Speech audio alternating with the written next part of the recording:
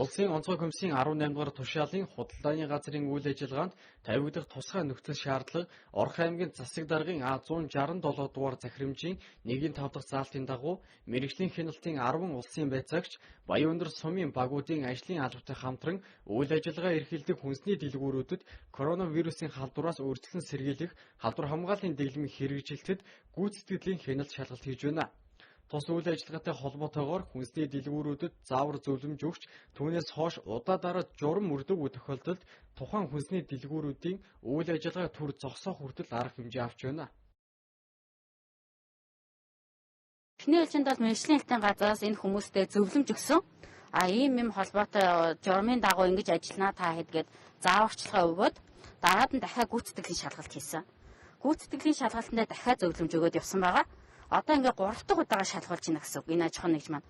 Тэгэхэд 3 удаа шалгуулахад нэг ч удаа зөвлөмжийн дагуу зөрчлөө арилгаагүй. Тэгээд зөрчлөө арилгаагүй газарт одоо зөрчлийг арилгуулахын үүднээс ингэж одоо төв зогсоох гэсэн юм акт авч арга хэмжээ авч явж байна. Хүмүүстэй гэж хэлэхэд ерөнхийдөө энэ хүн ажилчид маань хүний бөөгнөрл үүсгээд байна. Тийм ээ, өөрсдөө хамгаалахгүй байна гэж өөрсдөө нь хамгаалах талын үүднээс бид нэ ингэж ажиллаж байна одоо. Юу яаж вэ? Хамгаалах хаалтаа хийж өгөхгүй байна. Тэгээд хамгаалах хувцас буюу ажилчид маань өөрсдөө хамгаалах хувцас өмсөхгүй хүний их шавуулж байна. Хүн хоорондын зай бариад хүмүүсээ зохицуулж оруулахгүй бөөгнөрл их үүсгээд байна. Өмнөх шалгалтад зөвлөмж өгж явахдаа талбай хэмжээг нь бид манай байгууллагаас тооцоод за танаад 8 сакс, танаад 7 сакс гэдэг саксны тоог нь зааж өгсөн байгаа.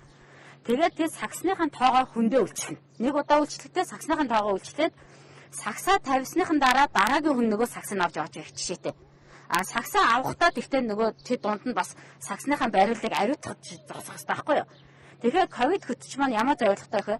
Хүнийхээ халууныг үзнэ. Тийм ээ? Гарын ариутгал нь саксныхын бариулыг бас ариутгаж өгч оруулах тийм үйлчлэгээтэй хүмүүс зогсоох үүрэгтэй байдаг. Тэгэхээр аж ахуйн нэгжүүд маань тийм хүмүүсээ өсө зогсоож өгөхгүй байгаад байна.